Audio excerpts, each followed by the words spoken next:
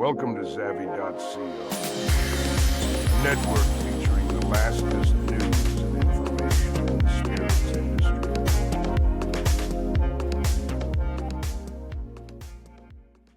Welcome to the Rum Lab Weekly Live News, where we share a roundup of all the rum-related stories we have gathered online over the past week. You can listen, watch, and read it on our platforms. My name is Federico Jose Hernandez, your host, with special guest, spirits expert, Maria de la Peña. Hello, Hi. Maria.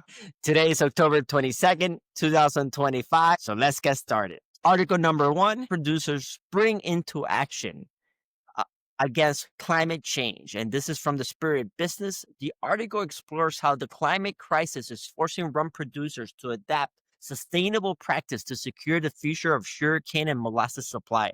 Rising temperatures, erratic rainfall, and extreme weather events are disrupting cane harvest and sugar content. Producers are responding by seeking Buen Sucro and B Corp certification for traceability and sustainability. And they're investing in regenerative farming and adopting renewable energy sources like solar.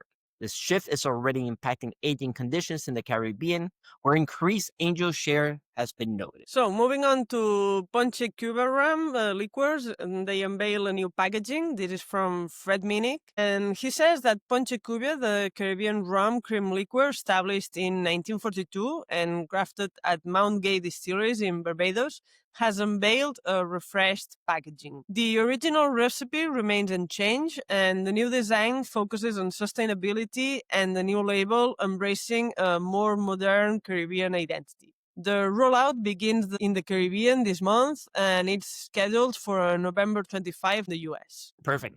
Next news, the U.S. Spirits Nielsen data, volume deceleration driven by macro weakness and tougher comps. And this is from Citibank. And the article says that the U.S. Spirits volume growth decelerated in the fourth week leading up to October 4th, with a total spirits volume at positive 5.9%, down from the 12-week average of 7.2%. Rum volumes saw a notable decline of negative 8.8%, which will be our minus 7.5% in the previous month, placing it among the categories experiencing the steepest drops, including gin, that is a negative 9%, whiskey, negative 6%, and vodka, a negative 4%. Yet, cocktails maintain high growth with a positive 29%.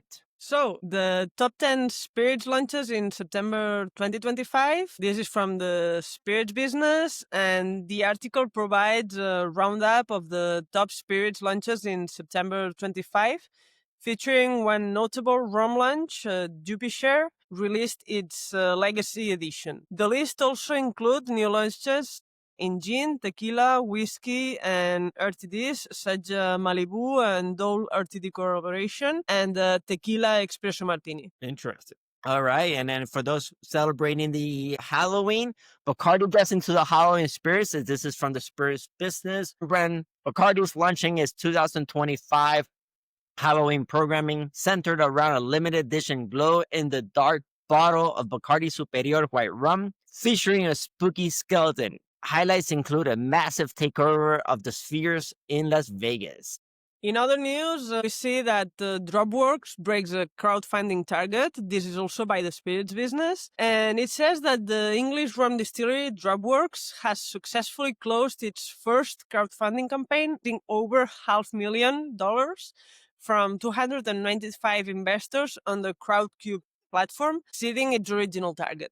Okay, and then the next news is Pernod Ricard post 27% Q1 drop in China. So the Spirit Business shares that Pernod Ricard reported a 7.6 organic sales decline in its first quarterly from July to September 2025, driven by double-digit drops in the U.S., meaning negative 16%, and China negative 27%. The decline in China was primarily due to depressed cognac sales, which they own Martell. Despite the overall decline, some of Pernod Ricard's specialty brands, including Bumbu, has shown great results. So, from China to Thailand, we take a deep dive since beer resilient as wine and spirit cocktails research. This is from the IWSR, and it says that Thailand's beverage alcohol market is seeing a notable shift driven by robust tourism and dynamic on-trade.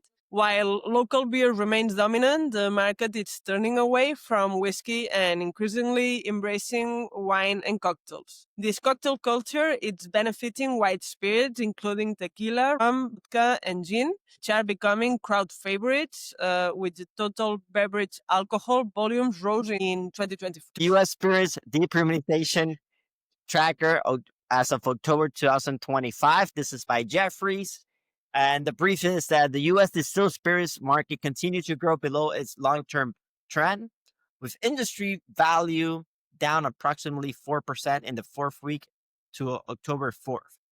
The premiumization tracker notes that down trading is visible in some categories, especially vodka and white rum. Rum saw its price fall by negative 0.7%, a trend that has persisted. Ready-to drinks RTDs cocktails remain a huge growth driver, up 28% for the month. So, in beverage alcohol distribution 101, what today brand needs to know and what's trending.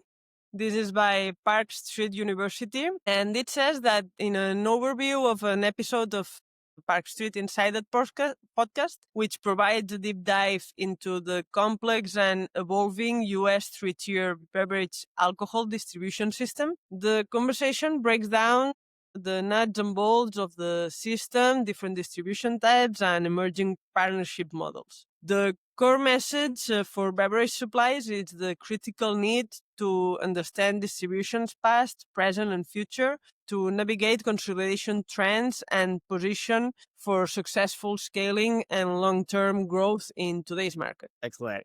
Next article is that RNDC CEO Robert Hendrickson dies, and this is from the Spirit Business. Robert Bob Hendrickson, this interim CEO and president of Republic National Distribution Company, passed away on Friday, October 17th. Hendrickson was an industry veteran, instrumental in the formation of RNDC in 1997, and previously held or served as both chief operating officer and executive vice president for the distributor. And one more news that I'd like to share. You gotta brace yourself on how I pronounce this, but it's the Tucumán contributes 60% of bioethanol produced in Argentina from sugarcane. And the source is Diario de la Gaceta. And the article says, the province of Tucumán, which is in Argentina, not Mexico, is confirmed as the leader in the national production of sugarcane-based bioethanol, contributing 60% of the total. The sugar alcohol sector in Tucumán has seen a sustainable expansion of sugarcane cultivation, with harvest land increasing by 34% since 2010. The province's agro-industrial infrastructure already counts with 14 sugar mills, 10 distilleries, and 7 dehydrating plants. Also, Varela Hermanos begins production and bottling with 100% clean energy and presents the limited edition of Seco Herrerano Patria 2025. This is by Revista de Inversiones y Negocios, and it says that Varela Hermanos, the Panamanian producer from Ron Abuelo and Seco Herrerano, has achieved a major sustainability milestone by powering its entire production and bottling process with 100% clean energy. This transition involves installing over 1,400 solar panels, which will reduce CO2 emissions by 378 tons annually. Very good. Very good. They do phenomenal rum, and just seeing great initiatives like this makes me very happy. And last news is very simple. Avocado, rum, and tobacco among the most consumed Dominican products in Spain. And this is from El Día Digital. The article highlights the strong commercial ties between the Dominican Republic and Spain, noting that Dominican rum, tobacco, and avocados are among the favorite Dominican exports consumed by Spanish consumers. All right, this is it for today. Thank you very much. We hope to see you next week. Adios. Adios.